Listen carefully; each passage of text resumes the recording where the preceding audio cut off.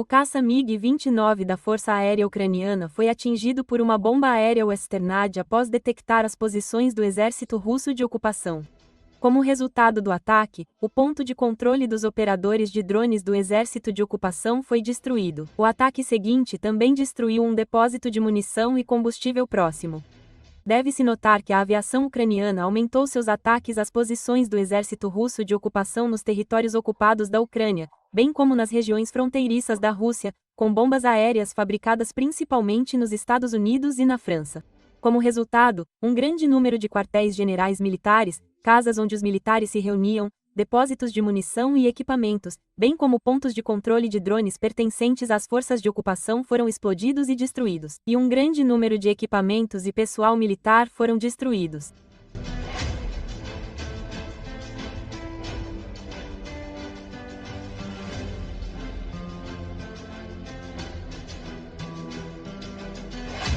Calor.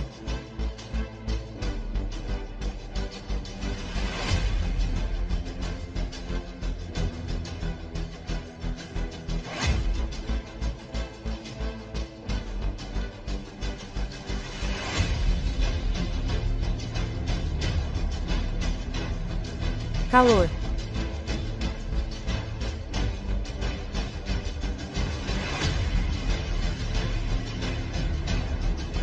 De acordo com o projeto investigativo Sistema, fundos ligados ao ex-presidente russo Dmitry Medvedev acumularam aproximadamente as 850 milhões de dólares em riqueza desde que a Rússia começou sua guerra de agressão em grande escala contra a Ucrânia.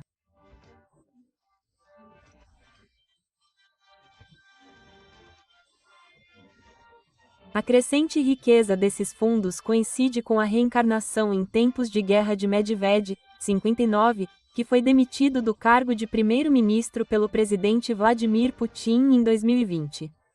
Medvedev, que mantém seu papel no governo como vice-presidente do Conselho de Segurança de Putin e presidente do partido Rússia Unida, também conseguiu ganhar uma audiência de milhões em seu novo papel como cão de ataque online e propagandista online agressivo. Medvedev, antes uma figura política branda e moderada, agora se tornou um belicista com declarações extremamente duras e odiosas contra Kiev e o Ocidente nas redes sociais.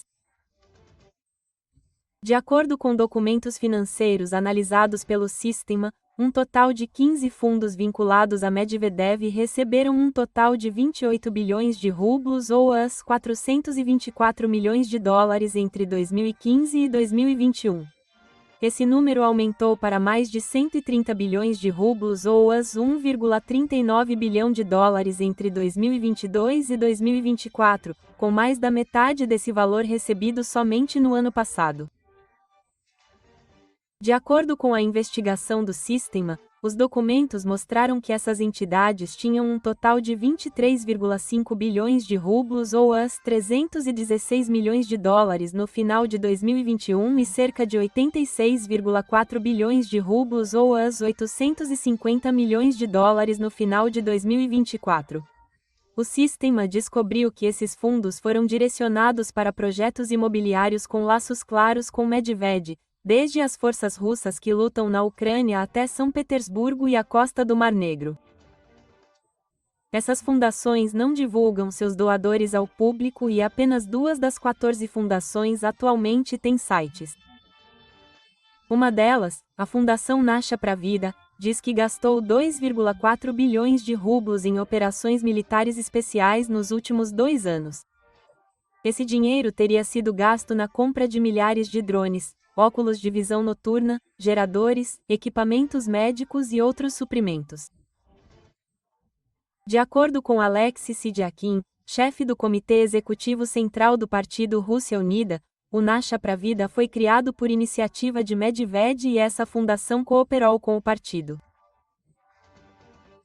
Por exemplo, segundo informações do site da fundação, em fevereiro de 2025, o partido e a fundação forneceram conjuntamente equipamentos no valor de 14 milhões de rublos ou as 177 mil dólares a uma unidade militar russa. O filho de 29 anos de Medvedev, Ilya, que ingressou no partido em setembro de 2022, também compareceu à cerimônia de apresentação. Informações do site Naxa pra Vida indicam que ele trabalhou como diretor de projetos no comitê do partido. Apenas alguns fundos fornecem informações detalhadas sobre os propósitos de seus gastos, mas as evidências sugerem que alguns desses fundos foram usados para fins que apoiavam direta ou indiretamente projetos imobiliários ligados a Medved.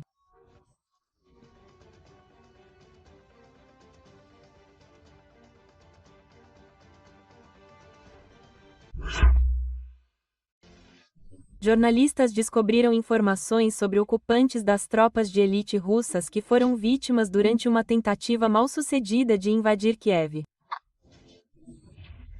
Jornalistas de várias fontes identificaram os nomes de 898 soldados de Putin que, após a invasão da Ucrânia, foram tratados em hospitais em Gomel e Koik, no território de Belarus.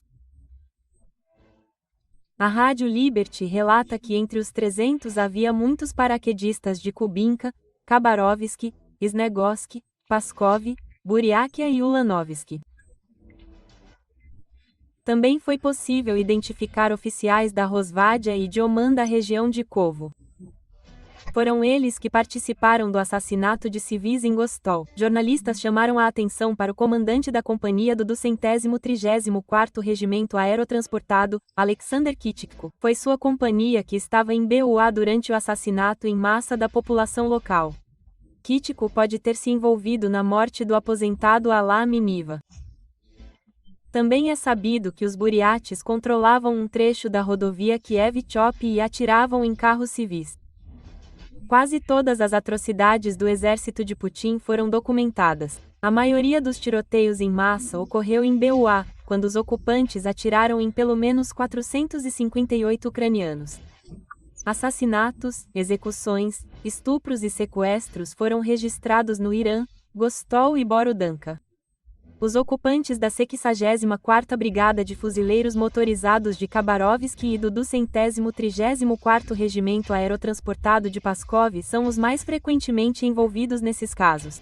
A Polícia Nacional da Ucrânia anunciou anteriormente suspeitas de violações das leis e costumes de guerra, assassinatos premeditados e tratamento brutal da população civil do 234º Regimento de Assalto Aerotransportado. Além dessa unidade, outros paraquedistas participaram da tentativa de captura de Kiev, 4 divisões e várias brigadas.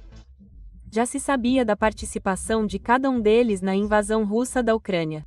No entanto, os documentos obtidos pelos jornalistas comprovam pela primeira vez a presença simultânea dessas unidades de desembarque perto de Kiev, ou seja, sua participação conjunta na tentativa de captura da cidade. Entre eles, a 31ª Brigada de Assalto Aerotransportada da Guarda da cidade de Ulanovsk, que participou da tentativa de captura do aeroporto de Gostol. De acordo com os dados vazados, 74 soldados feridos desta unidade foram tratados em instituições médicas da Bielorrússia.